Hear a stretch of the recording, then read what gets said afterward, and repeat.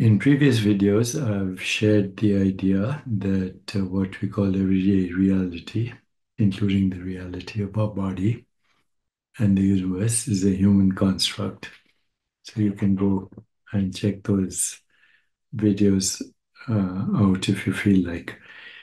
And then I also said that our everyday reality becomes a lived reality based on those constructs. So even though those are constructs, they are the basis of our everyday lived reality, including all these ideas. I have a body, I have a mind, there's a universe. So that leads to another conclusion, which I've also shared in the past, that no system of thought, science is a system of thought, no system of thought such as philosophy, no system of thought such as religion can give us access to fundamental reality. No system of thought. And yet, that is what we want to know fundamental reality. Who am I? What is existence? So, let me expand on this a little bit. First, by addressing the limits of human constructs in accessing fundamental reality. So, in our quest to understand the nature of reality, we have developed, as I just mentioned, many systems of thought: scientific thought, religious thought, philosophical thought, each offering its own view, its own lens through which to view and interpret the world around us. However, these systems, as sophisticated and insightful as they may be, are ultimately human constructs, products of our collective imagination and what we call reason. And as such, they are inherently limited in their ability to provide us with access to fundamental reality, which is the underlying consciousness that gives rise to all constructs, all perceptions, and all conceptions. Science, with its empirical methods and rigorous experimentation, has undoubtedly expanded our knowledge of what we call the physical world, another human construct, and the laws that govern it.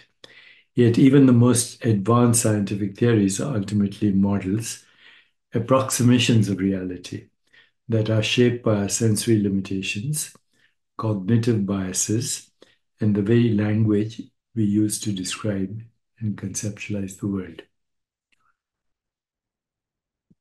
What about religious and philosophical systems?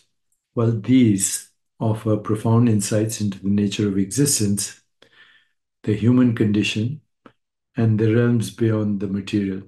However, these systems are also products of human thought and culture, shaped by the historical and social contexts in which they emerged, and subject to the limitations of our conceptual frameworks.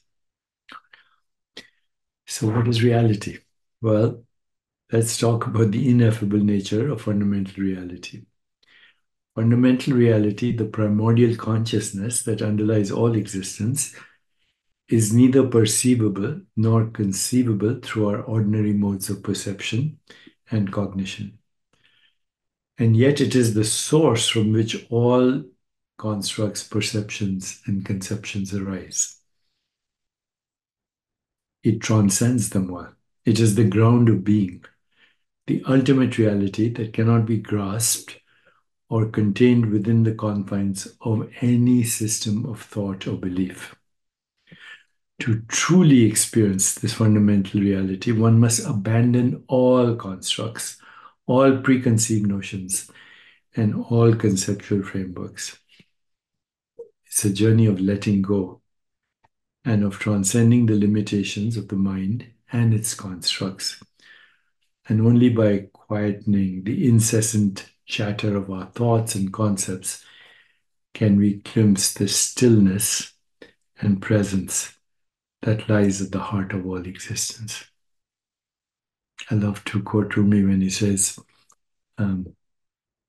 God's language is silence. Everything else is poor translation. So now this brings us to the direct path of experience. The direct path of experience. It is to encounter reality without the filter of constructs. This has been described by mystics, sages, and spiritual traditions throughout human history. It is the journey of self inquiry, of turning the attention inward and recognizing the true nature of consciousness itself beyond the veil of concepts and perceptions. It is the state of pure presence, the boundaries in this state of pure presence between subject and object, knower and known, seer and scenery dissolve. And object, self, and other all dissolve into one experience of interconnectedness and unity of all existence. It is a state of being that cannot be adequately described or conveyed through language, for it transcends the very constructs that language is built on. So while human constructs, whether scientific, religious, or philosophical, have undoubtedly enriched our understanding of the world and our place within it, they are ultimately limited in their ability to provide us with access to fundamental reality. This reality, the primordial consciousness that gives rise to all constructs, perceptions, and conceptions, can only be experienced by abandoning all constructs and going to the source itself through a path of direct experience and self inquiry. It is a journey that requires us to let go of our preconceived notions, our attachment to systems of thought, and our reliance on conceptual frameworks. Only then can we truly encounter the ineffable mystery that lies at the heart of existence, the consciousness that is the ground of all being. So, this consciousness is I am. Before I am gets labeled as I am Deepak Chopra, or I am this experience, or I am this religion, or I am this nationality, or I am this economic system, or I am male, or I am female, or I am non binary, or whatever. Before I am is label. Labeled, I am is the infinite consciousness that is you, that is me. I am is the common ground of all experience, all knowers, all modes of knowing, and all that is known. Abandon constructs. Directly experience sensations, images, feelings, thoughts. Reflect. When you self reflect, you're both the reflection and the reflector, and that which is reflected.